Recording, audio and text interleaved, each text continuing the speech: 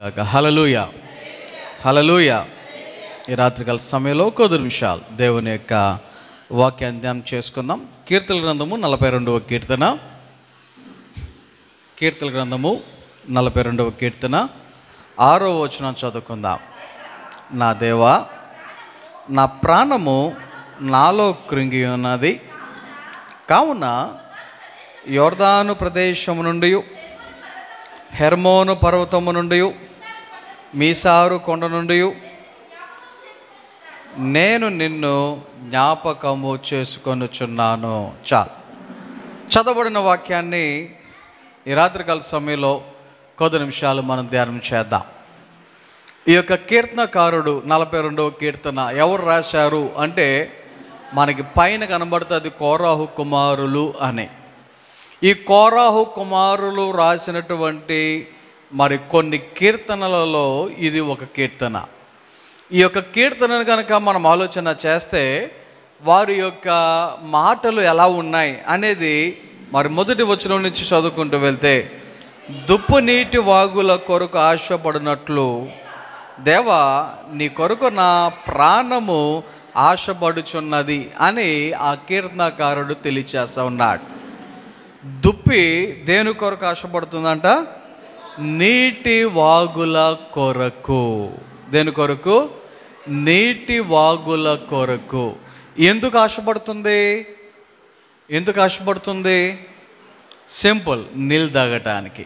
దుప్పి ఎందుకు ఆశపడుతుంది నీటి వాగుల కొరకు అంటే నీరు త్రాగటానికి. ఆలోచన చేయండి. మనిషి అన్నాక నీరు అనేది చాలా ప్రాముఖ్యం. మనిషికే కాదు, ఏ జంతువుకైనా నీరు అనేది చాలా అవసరం. ఈ జంతువులలో మరి నీరు ఎక్కువగా ప్రతి సందర్భంలో, ప్రతి గంటకి, ప్రతి నిమిషానికి అవసరం లేదు అన్న జంతువు ఏదైనా ఉంది అంటే అది ఒంటె మాత్రమే. ఒంటె ఒకసారే చాలా నీళ్ళు తాగుతుంది. తాగి అది తన యొక్క మరి స్టోరేజ్ దాచుకుంటుందంట. తనలో ఒక స్టోరేజ్ ఉంటుంది నీళ్ళు దాచుకోవటానికి. అందులో నీరు దాచుకొని అది ఎప్పుడు దాహం వేసినా అందులో నుంచి గొంతున్నది తడుపుకుంటుంది అనేటువంటి విషయం సర్వసాధారణంగా మరి చదువుకుంటున్న ప్రతి ఒక్కరికి తెలిసినటువంటి విషయమే. అయితే ఏ జంతువు అయినా సరే దేని కొరకు ఎదురు చూస్తుంది అంటే నీటి కొరకు. అయితే మరి ఈ దుప్పి గురించి ఎందుకు రాశారు?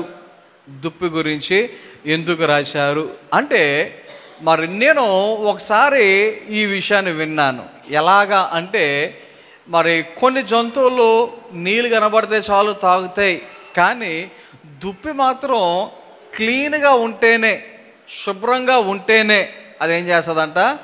నీరు త్రాగుతుందంట. అది ఏమాత్రం కొద్దిగా కిలికిలైనట్టుగా, ఎవరైనా కిలికినట్లుగా, అందులో కింద ఉన్నటువంటి మట్టి పైకి లేచినట్లుగా ఉంటే అది ఇష్టపడదు అనేటువంటి విషయాన్ని నేను ఒకసారి విన్నాను. ఓకే. అయితే ఈ దుప్పి ఏం చేస్తుంది? మంచినీటి కొరకు ఎదురు చూస్తుంది లేక ఆశ పడుతుంది అనేటువంటి విషయాన్ని ఇక్కడ మనము అర్థం చేసుకోవచ్చు. అయితే ఈ యొక్క దుప్పి గురించి ఆలోచన చేస్తే మరి నేను రీసెంట్గా కెనియా దేశం వెళ్ళాను కదా, అది మీ అందరికీ తెలుసు. అక్కడికి వెళ్ళినప్పుడు మరి మేము ఒక నేషనల్ పార్క్కి వెళ్ళాం. అంటే అది ఒక రకంగా చెప్పాలంటే అడవి, జూ కాదు, అడవి.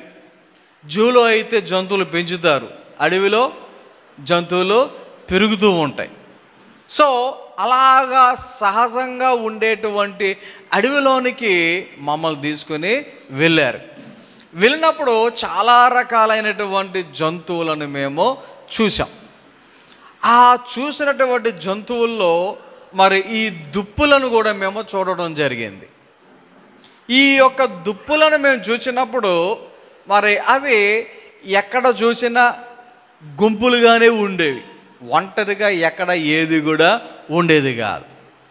ఈ దుప్పులు ఒంటరిగా ఉండకుండా గుంపులుగా ఉండడం మాత్రమే కాదు, వాటిని మేము గమనించినప్పుడు అవి ఎలా ఉన్నాయంటే, ఆ గుంపంతా కూడా ఒక చోట ఉన్నా ప్రతిదీ తలో దిక్కుకు చూసుకుంటూ ఉండేది, తలో దిక్కుకి. ఎందుకంటే ఏ క్రూర జంతువు వస్తుందో తెలియదు, ఏ వైపు నుంచి వస్తుందో తెలియదు, ఎటు నుంచి వస్తుందో తెలియదు, ఎలాగొస్తుందో తెలియదు.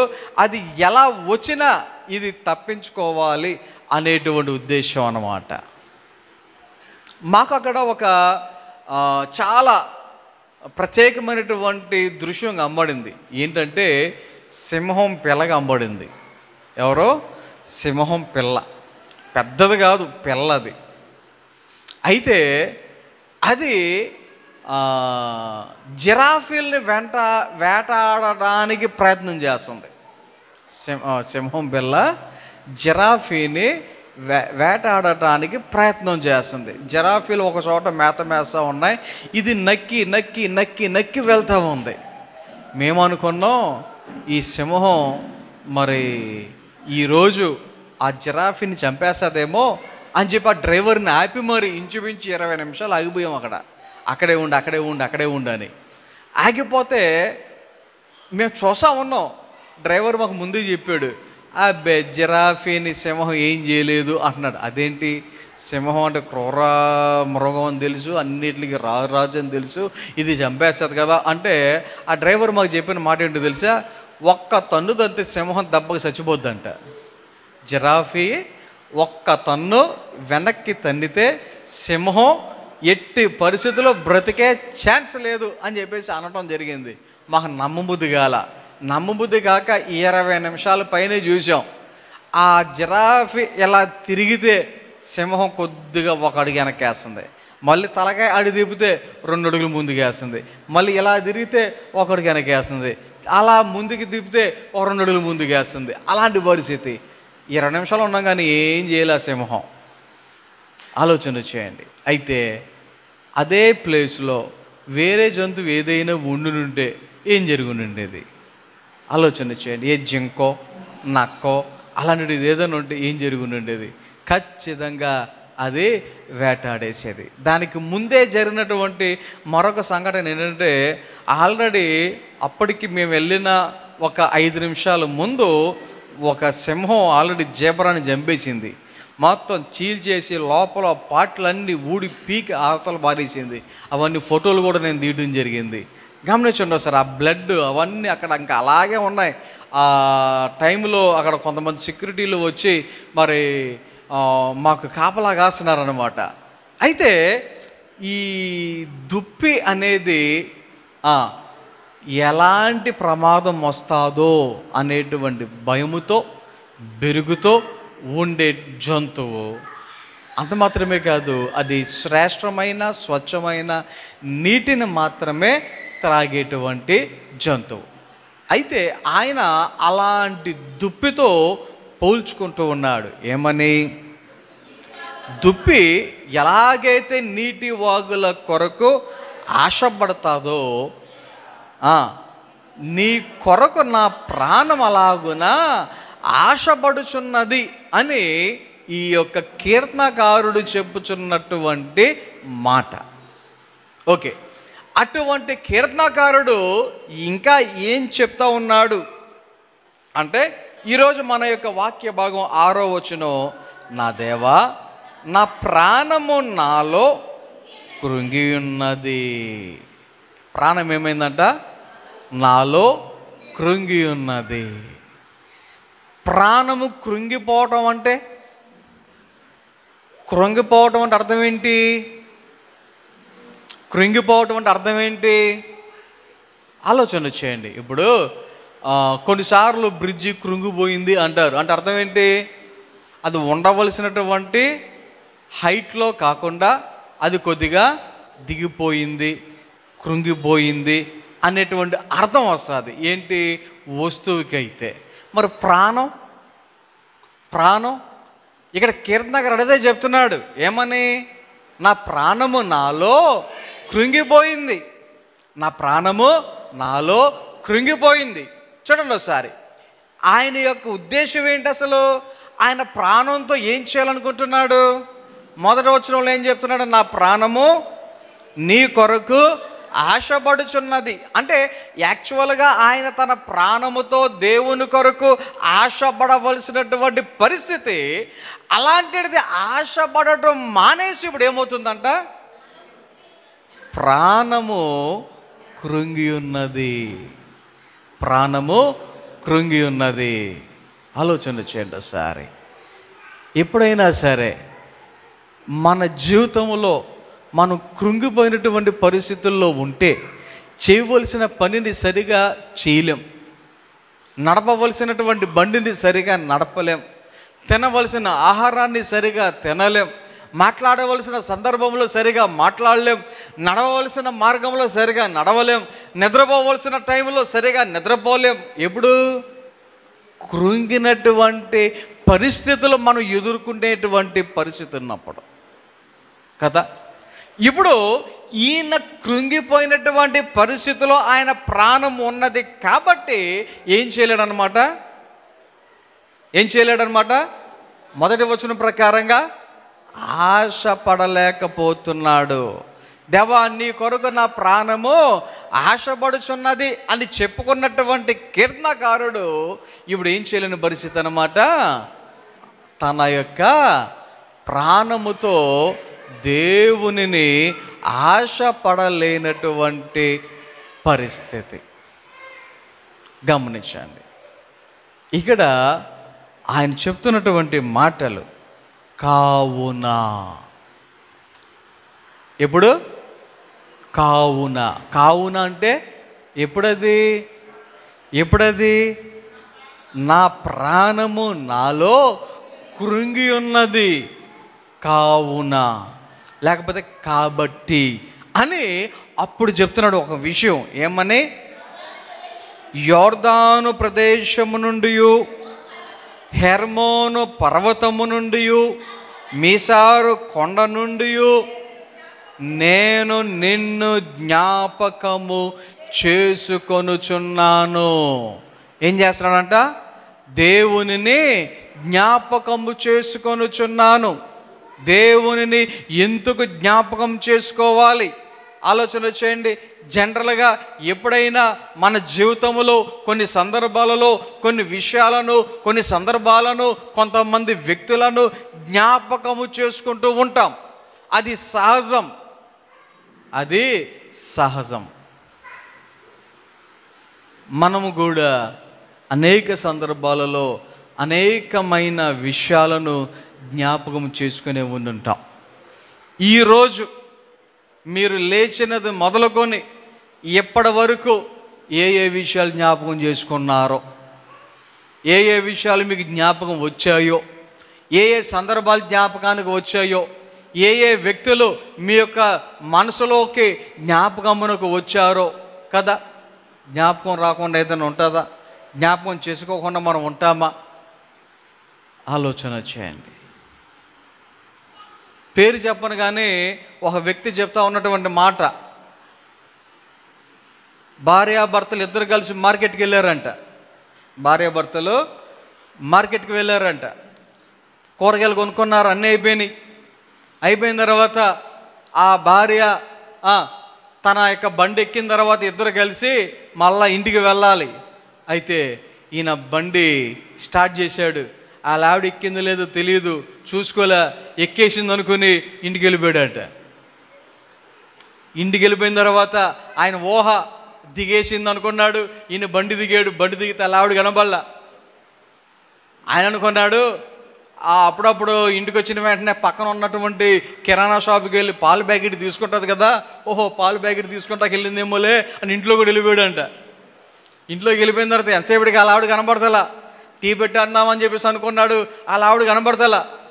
కూతురిని పిలిచి, అమ్మాయి మీ మమ్మీ ఏది అంటే, నువ్వు మమ్మీగా బయటికి వెళ్ళారు ఇంకా రాలా అందంట. అప్పుడు ఈయనకి గుండె జారిపోయింది. ఏదిరబ్బా మావిడ, నేను ఇంకా కిరాణా కొట్టుకి వెళ్ళింది అనుకున్నాను, ఇంకా రావట్లేదేంటి అని చెప్పేసి అనుకుంటే ఆవిడ దగ్గర ఫోన్ లేదు, డబ్బులు లేవు. ఆటో మాట్లాడుకుని ఇంటికి వచ్చిందంట. మాట్లాడుకుని ఇంటికి వచ్చి దబా ఇంటికి వచ్చి అలా ఆయన డబ్బులు అడుగుతుంది. ఏమంటే డబ్బులు ఇవ్వండి. ఎందుకు?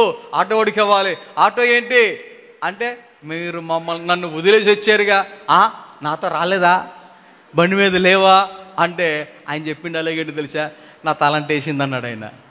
అలా ఆవిడే తర్వాత నా తలంటి వేసింది అన్నాడు. కొంతమందికి మతిమరుపు,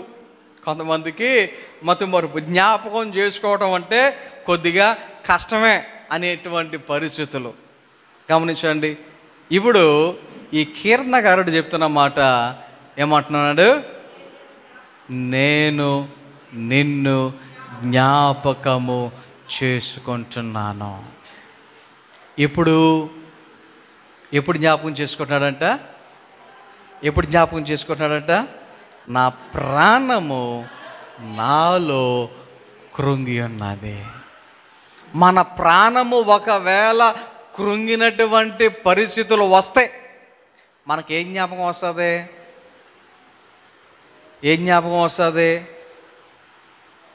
ఆలోచన చేయండి. కొంతమందికి బాగున్నప్పుడు పరిస్థితులు ఎలాగున్నాయో అవి గుర్తెచ్చుకొని నేను అలా ఉండేవాడిని, నేను అలా ఉండేదాన్ని, ఇప్పుడు చూడు నా పరిస్థితి ఏమైందో. ఫెయిల్ అయినోడు అనుకుంటాడు, నేను 1వ తరగతి ఎంత బాగా పాస్ అయ్యానో, 2వ తరగతి ఏ ప్రాబ్లం లేకుండా పాస్ అయ్యాను, ఇప్పుడు అదేంటో 10th వచ్చిన తర్వాత ఫెయిల్ అయ్యాను అనుకుంటాడు. ఆడు ఏం జ్ఞాపకం చేసుకుంటాడు? 1, 2 తరగతులు. ఆ తరగతుల్లో ఏమైనా పబ్లిక్ ఎగ్జామ్స్ ఉంటాయా జ్ఞాపకం చేసుకుంటాకి? ఆలోచన చేయండి. కొంతమందికి కృంగినటువంటి పరిస్థితులు వస్తే ఏం జ్ఞాపకం వస్తుందో తెలుసా? ఎలా సావాలి, కత్తిచ్చుకుని ఎలా పొడుచుకోవాలి, ఉరితాడుతో ఎలా కట్టి ఎలా సావాలి, దేమించి దూకాలి, ఇలాంటి జ్ఞాపకం వస్తా కొంతమందికి. ఎప్పుడు ప్రాణము కృంగినటువంటి పరిస్థితులు వచ్చినప్పుడు. గమనించండి. కృంగినటువంటి పరిస్థితులు ఉన్నప్పుడు ఎవరైనా ఏదైనా అడిగితే, ఎవరైనా ఏదైనా మాట్లాడితే ఆ టైంలో మాటలు సరిగా రావు, సరైనటువంటి జవాబు రాదు, సరైనటువంటి తిన్నని జవాబు మనం ఇవ్వలేం. కారణం ఏంటి అంటే మన యొక్క ప్రాణము మనలో ఎలాగున్నటువంటి పరిస్థితి అన్నమాట, కృంగినటువంటి పరిస్థితి. ఆలోచన చేయండి. కానీ ఈ కీర్తనకారుడు అదే సిచ్యువేషన్లో ఉన్నప్పుడు, అలాంటి సందర్భంలో ఉన్నప్పుడు, కృంగిన వేళలో ఆయన ఏం చేస్తా ఉన్నాడంట, దేవా నేను నిన్ను జ్ఞాపకము చేసుకొనుచున్నాను, నేను నిన్ను జ్ఞాపకము చేసుకొనుచున్నాను. ఓకే, ఈ జ్ఞాపకము చేసుకొనుచున్నాను అన్న మాటకు ముందు 3 ప్రదేశాలను జ్ఞాపకం చేసుకుంటున్నాడు. 3 ప్రదేశాలను మనకి ఇక్కడ చెప్తా ఉన్నాడు. ఏంటి ఆ 3 అంటే, యోర్దాను ప్రదేశము నుండి, హెర్మోను పర్వతము నుండి, మిసారు కొండ నుండి నేను నిన్ను జ్ఞాపకము చేసుకొనుచున్నాను. ఎక్కడెక్కడి నుంచి అంట? 1 యోర్దాను ప్రదేశము నుండి, 2 హెర్మోను పర్వతము నుండి, 3 మీసారు కొండ నుండి అని ఈ 3 ప్రదేశాల నుండి నేను నిన్ను జ్ఞాపకము చేసుకొనుచున్నాను అని ఈ కీర్తనకారుడు తెలియజేస్తా ఉన్నాడు. అంటే ఈ 3 రకాలైనటువంటి ప్రాంతాలు, ఈ 3 రకాలైనటువంటి పరిస్థితులు. ఆలోచన చేయండి. ఈ యోర్దాను ప్రదేశము అది వేరే, హెర్మోను పర్వతం అంటే వేరే, మీసారు కొండ అంటే వేరే. ఆలోచన చేయండి. ఇప్పుడు ప్రదేశము అంటే దేనిని అంటారు? ప్రదేశము అంటే దేనిని అంటారు? ఏదైనా ఒక ఊరిని, ఒక ప్రాంతాన్ని ప్రదేశము అని అంటూ ఉంటారు, మనందరికీ తెలుసు. పర్వతం అంటే కొండ కంటే పెద్దది, కొండల కంటే ఎత్తైనవి, వాటిని ఏమంటారు? పర్వతములు అంటారు. 3వది ఏమంటున్నాడు? మీసారు కొండ అన్నాడు. కొండ అంటే పర్వతము కాదు, అది పర్వతముతో పోల్చుకుంటే చిన్నది. పర్వతముతో పోల్చుకుంటే పర్వతం అంతా ఎత్తైనది కాదు, పర్వతం అంతా పెద్దది కాదు, చిన్నది. ఆలోచన చేయండి. మనకు తెలిసిన కొండలు ఉన్నాయి. ఏ కొండలు? దగ్గరలో పాపి కొండలు అని చెప్పేసి ఒక పేరు. చాలా దూరంగా ఉండేటువంటి వాళ్ళకి మన ఏరియాకు వచ్చేయమంటారు తెలుసా? అమ్మో, మీరు పాపి కొండలకి ఎంత దగ్గర ఉన్నారో, మీరు ఎన్నిసార్లు వెళ్ళి వచ్చేసే ఉండుంటారు అంటారు నాతోటి. అదేంటో విచిత్రంగా, నేను అన్ని ప్లేసులకు వెళ్ళాను కానీ పాపి కొండలకు ఇప్పటికి ఒకసారి కూడా వెళ్ళలేదు నేను. తర్వాత ఇంకా మనకి దగ్గరలో ఇంకా కొండలు కనబడతాయి. గుణదల కొండ అని ఒకటే, లేకపోతే ఇక్కడ పక్కన గౌరీపట్నం కొండ అని ఒకటే. ఈ చిన్న చిన్న కొండలు మనకు కనబడుతూ ఉంటాయి కదా. ఈ కొండలు చిన్నవి. పర్వతాలను జ్ఞాపకం చేసుకుంటే మన భారతదేశంలో ఒక పెద్ద పర్వతం కనబడుతుంది. ఏంటవి? హిమాలయ పర్వతాలు అని అంటాం. ఆలోచన చేయండి. అవి హిమాలయ కొండలు అని ఎందుకు అనకూడదు అంటే లేదు, అనడానికి లేదు. కారణం ఏంటంటే చాలా పెద్దవి, అవి చాలా పెద్దవి. మేము ఇంచుమించు 17,000 అడుగులు ఎత్తు వరకు వెళ్ళాం. మేము హిమాలయ పర్వతాల మీద 17,000 అడుగుల ఎత్తు వరకు మేము వెళ్ళడం జరిగింది. ఈ 17,000 అడుగులు ఎత్తుకు వెళ్ళటానికి మాకు ఇంచుమించు 4 రోజులు పట్టింది. మాకు 4 రోజులు పట్టింది. నడక, బస్సులు ఉండవు, ట్రైన్లు ఉండవు, నడక మీద 4 రోజులు పట్టింది. 4 రోజులు ఎక్కిన తర్వాత ఇంకా మాకు అక్కడ నీళ్లు తాగాలి అంటే వేడివేడి నీళ్ళు పొయ్యి మీద కాసుకొని వేడి నీళ్ళు గ్లాసులో పోసుకొని ఆ గ్లాసులో నీళ్ళు ఒక్క అర నిమిషంలో తాగితే ఏదో కొద్దిగా గోరువెచ్చగా ఉంటాయి. 1 నిమిషం పక్కన పెట్టారంటే చల్లగా అయిపోతాయి. అంత దారుణమైనటువంటి చలి. ఆలోచన చేయండి, అలాంటి పరిస్థితులు అక్కడ. సో పర్వతాలు అంటే చాలా పెద్దవి. మరి ఈ యొక్క కీర్తనకారుడు ఈ 3 ప్రదేశాల నుండి నేను ఏం చేస్తాను అంటున్నాడు ఆయన? నిన్ను జ్ఞాపకము చేసుకొనుచున్నాను అని అంటా ఉన్నాడు. 1 యొర్దాను ప్రాంతం, 2 హెర్మోను పర్వతం, 3 మీసారు కొండ. రైట్. ఇప్పుడు ఈ 3 విషయాలను ఎందుకు ఆయన పలుకుతున్నాడో ఒకసారి నేను మీకు చెప్పడానికి ఇష్టపడుతున్నాను. ఎందుకంటే ఈ 3 ప్రదేశాలకి 3 రకాలైనటువంటి మరి అర్థాలు ఉన్నాయి. ఈ 3 ప్రదేశాలు 3 రకాలైనటువంటి పరిస్థితులకు సాదృశ్యములుగా కూడా మనము వాటిని చూడవచ్చు. అందులో మొట్టమొదటిది ఏం చదువుతున్నాం? యోర్దాను ప్రదేశం. జనరల్గా యోర్దాను అనేటువంటి పేరు ఎందుకు వచ్చింది అంటే అది ఒక నది పేరు. యోర్దాను అనేది ఒక నది పేరు. ఈ నది 2 దేశాలను వేరు చేస్తుంది. ఈ యోర్దాను నది అనేది 2 దేశాలను వేరు చేస్తుంది. 1 ఇజ్రాయేలు, 2వది యోర్దాను. ఆ దేశం పేరు కూడా ఇప్పుడు ప్రస్తుతం యోర్దానే. ఆ యొక్క దేశానికి ఆ పేరు ఎందుకు వచ్చింది అంటే ఈ యొక్క యోర్దాను నది బట్టే అని మరి అందరూ కూడా చెప్తా ఉంటారు. ఓకే, ఈ యొక్క యోర్దాను యొక్క మరి పేరు ఆ నదిని బట్టి రావటాన్ని బట్టి ఆ పేరు ఆ దేశానికి వచ్చింది. అయితే ఈ నది ఎక్కడి నుండి ఎక్కడికి ప్రవహిస్తుంది? ఎక్కడి నుండి ఎక్కడికి ప్రవహిస్తుంది అంటే మరి లెబనోను అనేటువంటి దేశము నుండి. ఎక్కడి నుండి? లెబనోను అనేటువంటి దేశము నుండి ఈ పాలస్తీనా అనేటువంటి ప్రాంతములో యెరికో అనేటువంటి ఆ యొక్క పట్టణానికి సమీపములో ఒక సముద్రం కనబడుతుంది. ఆ సముద్రము పేరే మృత సముద్రం. ఆ సముద్రము పేరే మృత సముద్రం. ఆ మృత సముద్రానికి మరి ఉన్నటువంటి ప్రత్యేకత ఏంటి అంటే అందులో ఎవ్వరూ మునగరు అంటే దిగరని కాదు.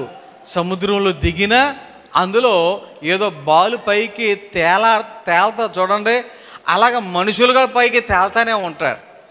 అందులో మనుషులు కూడా పైకి తేలుతూనే ఉంటారు. మనం ఎంత ప్రయత్నం చేసినా అందులో బుడింగుమని మునగడానికి లేదు. ఏమండి, నేను చాలా లావు, నేను ఫలానా ఇంచుమించు 200 కేజీలు ఉంటాను అని ఒకవేళ అలాంటి వాళ్ళు ఎవరైనా వచ్చినా వాళ్ళు కూడా మునగరు, వాళ్ళు కూడా తేలుతారు. అది దానికి ఉన్నటువంటి ప్రత్యేకత.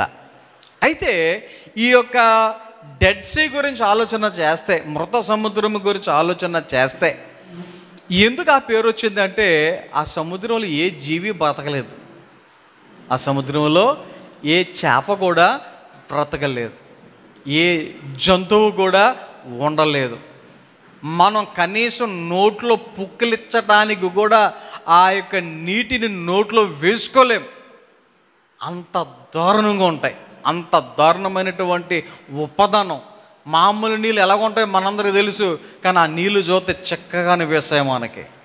అది అయితే ఆ యొక్క మృత సముద్రం అనేది సైన్స్, సోషల్ తెలిసిన వాళ్ళందరికీ ఒక విషయం తెలుసు. అదేంటంటే మన భూమి మీద అన్నిటికంట సముద్ర మట్టానికి లోతైనటువంటి ప్రాంతం ఏదిరా అంటే మృత సముద్రం. సముద్ర మట్టానికి అతి దిగువన ఉన్నటువంటి ప్రాంతం ఏదైనా ఉందా అంటే అది మృత సముద్రం.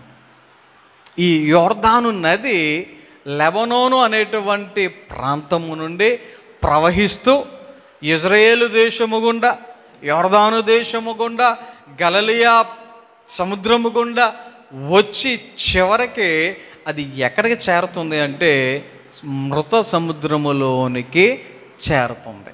ఇది యోర్దాను నది యొక్క పరిస్థితి. అయితే ఈ యోర్దాను అనేటువంటి ఈ పేరుకి అర్థం ఏంటంటే దిగువ అని అర్థం, లేకపోతే క్రిందకి అని అర్థం, దిగువ భాగము అని అర్థం యోర్దాను అనేటువంటి మాటకు. అయితే ఈ యోర్దాను గురించి ఆలోచన చేస్తే బైబిల్లో మనకి కొన్ని సందర్భాలు ఉన్నాయి. మొదటిగా మరి మోషే కాలంలో ఇజ్రాయేలీలందరూ ఎర్ర సముద్రాన్ని దాటుతారు పాయలుగా చేసి. ఆ తర్వాత ఇంకొక సందర్భంలో యెహోషువ నాయకత్వములో ఇశ్రాయేలీలందరూ యోర్దాను నదిని దాటినటువంటి సందర్భం దేవుని యొక్క వాక్యములో మనకు కనబడుతుంది. అంత మాత్రమే కాదు, నయమాను అనేటువంటి వ్యక్తి కుష్ఠరోగంతో ఉన్నప్పుడు ప్రార్థన చేయమని చెప్పి దేవుని సేవకుడి దగ్గరికి వస్తే దేవుని సేవకుడు ఏమంటాడు, నువ్వు వెళ్ళి యోర్దాను నదిలో 7 సార్లు మునుగు అని చెప్పినటువంటి ఆ యొక్క సందర్భం మనందరికీ తెలిసిందే. 6 సార్లు మునిగినా ఏం కానటువంటి ఆ యొక్క వ్యాధి 7వసారి మునిగి తేలేసరికి వాక్యంలో చదువుతాం ఎలాగైపోయిందంట, పసిపిల్లల దేహము వలె. అలాగే యేసయ్య బాప్తిసం పొందినటువంటి నది కూడా ఏది అంటే ఈ యోర్దాను నదే. అయితే ఈ యొక్క యోర్దాను నది అనేది దేనికి సాదృశ్యంగా ఉందంటే మరణానికి సాదృశ్యం. దేనికి సాదృశ్యం? మరణానికి సాదృశ్యం. ఆలోచన చేయండి ఒకసారి. కారణం అది దిగువకు వెళ్ళి మృత సముద్రములో కలుస్తూ ఉంది. అది ఎక్కడ కలుస్తుంది? మృత సముద్రంలో కలుస్తూ ఉంది. ఆలోచన చేయండి. మానవుని యొక్క జీవితంలో కొన్ని సందర్భాలలో ఈ సమస్య నుండి నేను బయటికి రాలేనేమో, ఈ వ్యాధి నుండి నేను బయటికి రాలేనేమో, ఈ శ్రమల నుండి నేను బయటికి రాలేనేమో, ఈ కష్టాల నుండి నేను బయటికి రాలేనేమో అనేటువంటి కొన్ని పరిస్థితులను బట్టి కొంతమంది ఇంకా నాకు చావే గతి, నాకు మరణమే గతి అనేటువంటి నిర్ణయాలు తీసుకునేటువంటి పరిస్థితులు ఉంటాయి. కొంతమంది అలాంటి పరిస్థితులు వచ్చి వారి యొక్క మరి హృదయం, వారి యొక్క మనసు కృంగిపోయి ఇంకా నేను చావైతే నాకు బెస్ట్ అనేటువంటి ఆలోచనలు కొంతమంది చేస్తూ ఉంటారు. కొన్నిసార్లు మన జీవితంలో మనం కూడా నేను చచ్చిపోతే బాగుండి ఇంతకబ్బా ఇంకా బతుకున్నాను అనేటువంటి ఆలోచనలు ఎన్నిసార్లు వచ్చాయో. ఇక్కడ ఈ కీర్తనకారుడు మాట చెప్తున్నాడు, ఏమని? యోర్దాను ప్రదేశము నుండి నేను నిన్ను జ్ఞాపకము చేసుకొనుచున్నాను అంటే అర్థం ఏంటన్నమాట? చనిపోయేటువంటి పరిస్థితులలో నేను నిన్ను జ్ఞాపకము చేసుకొనుచున్నాను అని ఆయన మాట్లాడుతున్నాడు. రెండవ ప్రదేశం ఏమంటున్నాడు? హెర్మోను పర్వతం. ఏంటంటే అది హెర్మోను పర్వతం. ఈ హెర్మోను పర్వతం గురించి మనం ఆలోచన చేస్తే, ఈ హెర్మోను అనేది జనరల్గా మన యొక్క ఆలోచన ప్రకారంగా హెర్మోన్ అనేసరికి మనకి ఏం జ్ఞాపకం వస్తుంది? 133వ కీర్తనలో ఈ మాట మనకు కనబడుతుంది. ఏమని? చదవండి ఒకసారి 2వ వచనం అక్కడ.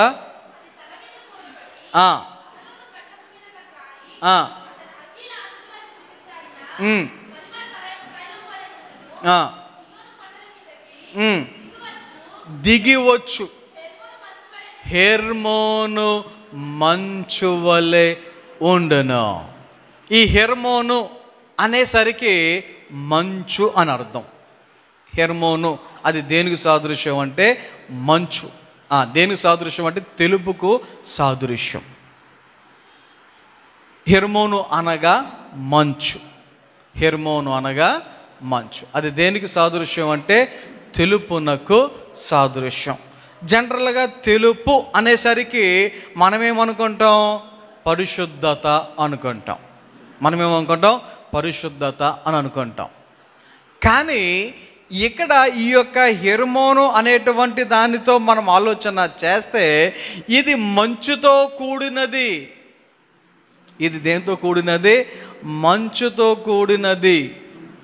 ఆలోచన చేయండి. ఈ మంచు ప్రదేశాలకు వెళ్ళినప్పుడు పరిస్థితులు ఎలా ఉంటాయో నాకు తెలుసు.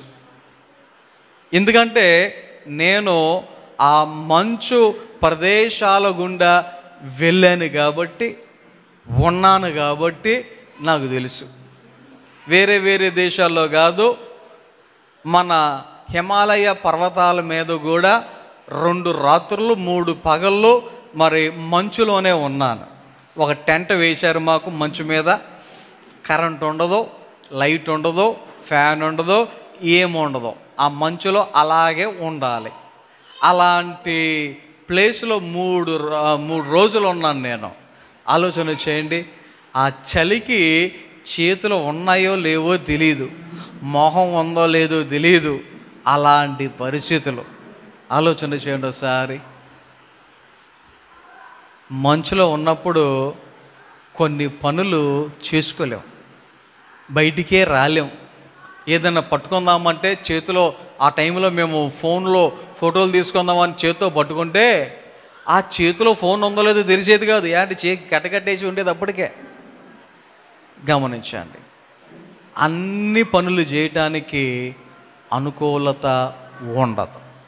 మంచులో అన్ని పనులు చేయటానికి అనుకూలత ఉండదు. మరి ఈ యొక్క వాక్యములో మనం చదివితే, దేవుని యొక్క వాక్యంలో కీర్తనగారు చెప్తున్నమాట, హెర్మోను పర్వతము నుండి కూడా ఆయన ఏం చేస్తున్నాడంట? నేను నిన్ను జ్ఞాపకము చేసుకొనుచున్నాను అని చెప్తా ఉన్నారు. అంటే ఈ యొక్క మరి పర్వతముల గురించి మనం ఆలోచన చేస్తే, ఇది జీవనానికి ఏమాత్రము కూడా ఎలా ఉండదన్నమాట? అనుకూలముగా ఉండదు. జీవనానికి అనుకూలముగా ఉండదు. మనకి ప్రపంచంలో ఎన్ని ఖండాలు ఉన్నాయి? 7 ఖండాలు ఉన్నాయి. ఈ 7 ఖండాల్లో 6 ఖండాల్లో మనుషులు ఏం చేస్తున్నారంటే జీవనాన్ని జీవిస్తున్నారు. మరి 7వ ఖండంలో జనాలు ఉండరు. ఏ ఖండం అది? అంటార్కిటికా అనేటువంటి ఖండం. అందులో జనాలు ఉండరు. కారణం ఏంటి అంటే ఒకటే ఒక కారణం, మంచు. ఒకే ఒక కారణం, మంచు. మరి మీరు విన్నారో లేదో, ఓజోను పొరకు రంధ్రం పడటం వలన, సూర్యరశ్మి అనేది మన మీద ఎక్కువగా రావటం వలన రానున్న రోజుల్లో అంటార్కిటికాలో ఉన్నటువంటి ఆ యొక్క మంచు పర్వతాలు కరిగితే, ఏం కరిగితే? మంచు పర్వతాలు కరిగితే, ఆలోచన చేయండి, ఒక్క 5 సెంటీమీటర్లో 5 అంగుళాల్లో గుర్తులేదు కానీ 5 అంగుళాలు మంచు కరిగితేనంట చాలా దేశాలు కనబడవంట. అంటార్కిటికాలో ఉన్నటువంటి మంచు కొండల్లో ఒక 5 అంగుళాలు మంచు కరిగితే చాలా దేశాలు కనబడవంట. అంటే అర్థం ఏంటి? నీటిలో మునిగిపోతాయి అని అర్థం. చాలా దేశాలు, 1-2 దేశాలు కాదు, చాలా దేశాలు. ఎంత కరిగితే? 5 అంగుళాలు కరిగితే. ఆలోచన చేయండి. సో మంచు అనేది ఉంటే జీవనానికి ఎలా ఉండదో అనుకూలముగా ఉండదు. సో మన యొక్క మరి వాక్య ప్రకారముగా ఒకవేళ హెర్మోను పర్వతము లాంటి పరిస్థితులు ఉంటే మరి అది కూడా దేనికి అనుకూలంగా ఉండదు? జీవనానికి అనుకూలముగా ఉండదు. సో అలాంటి పరిస్థితుల్లో కూడా మన యొక్క మనసు లేక హృదయం ఏమైపోతుంది అంటే కృంగినటువంటి పరిస్థితి. మూడవదిగా మీసారు కొండ అని చెప్తా ఉన్నాడు కీర్తనకారుడు.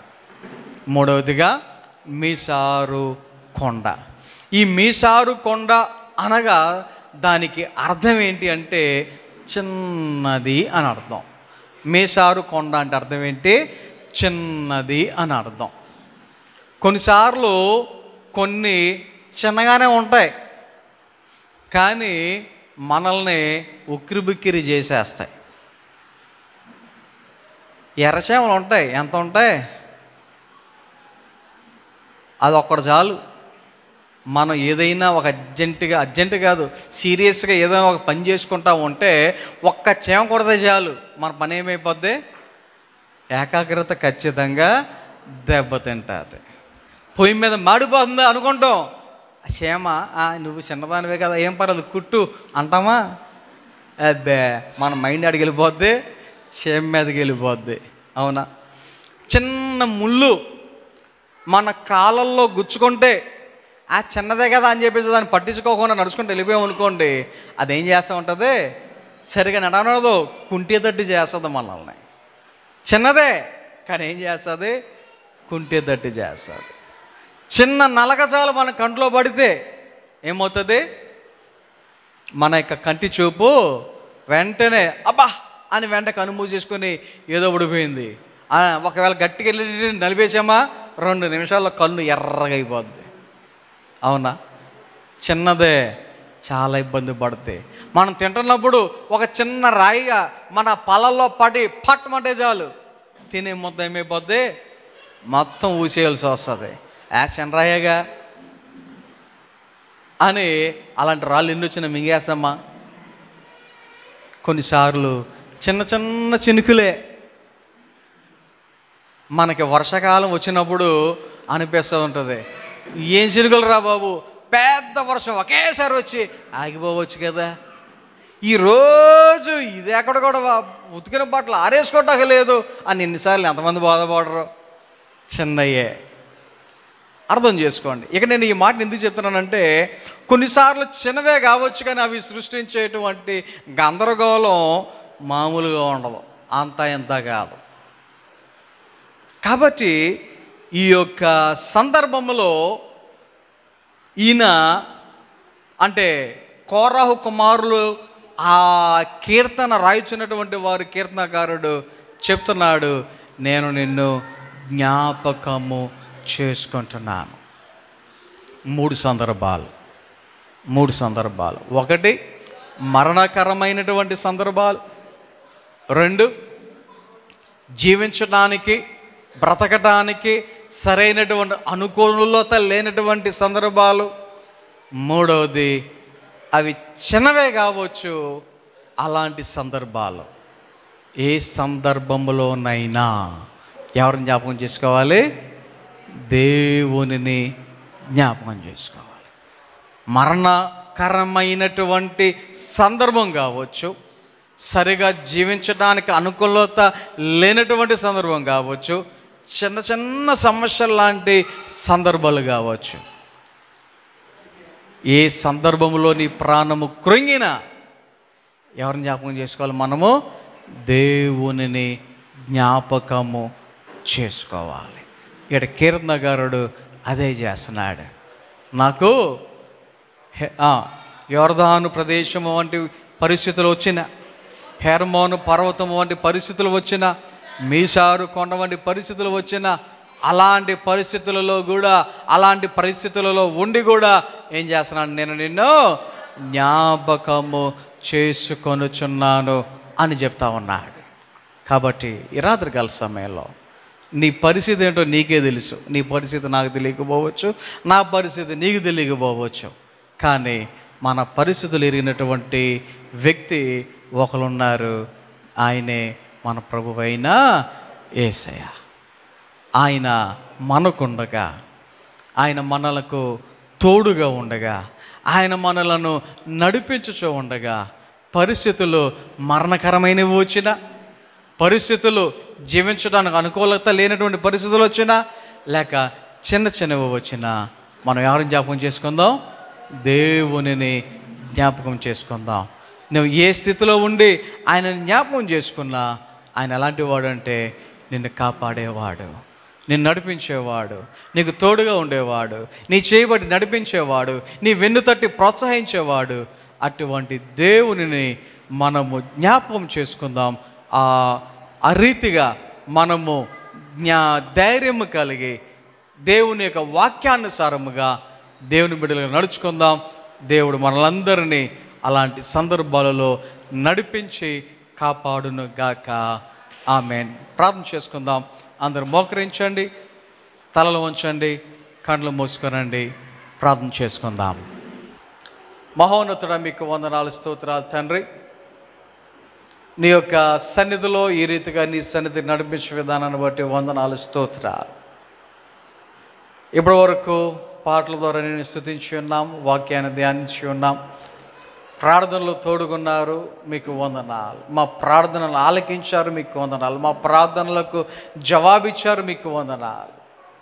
ఈ ప్రకారముగా మేము దేవా నడుచుకునటానికి, జీవించటానికి, ప్రతి సందర్భంలో, ప్రతి పరిస్థితుల్లో నేను జ్ఞాపకం చేసుకునటానికి సహాయం దయచేయమని, ఎవరికి ఎటువంటి అవసరతలు ఉన్నాయో సమస్య మెరిగిన దేవుడు అన్ని విషయాలలో తోడుగుండమని, చనిపోయినటువంటి దేవా గంగరాజు గారి యొక్క కుటుంబంలో దేవా కావలసిన ఆదరణ, ఓదార్పు, ధైర్యమును మీరే అనుగ్రహించమని, ఈ రాత్రి నీ సన్నిధి విడిచి మా గృహాలకు వెళ్ళుచూ ఉండగా నీ మెండైన దేవునులతో ఆశీర్వాదముతో నింపమని, రేపు నీ బిడ్డలమైన మేమందరము నీ సన్నిధికి సిద్ధపడి వచ్చి ఆత్మతో సత్యముతో ఆరాధించడానికి సహాయం చేయమని యేసు నామమున ప్రార్థన చేయుచు నాము తండ్రి. ఆమేన్. మన తండ్రి అయిన దేవుని ప్రేమ, కుమారుడైన యేసుక్రీస్తు వారి కృప, పరిశుద్ధాత్మిక నిన్ను సహవాసము, సహాయము, కాపుదల, నడిపింపు ఇప్పుడు ఎల్లప్పుడూ ఆయన బిడ్డలైన మనందరకు సదాకాలముతోడే నడిపించును గాక. ఆమేన్.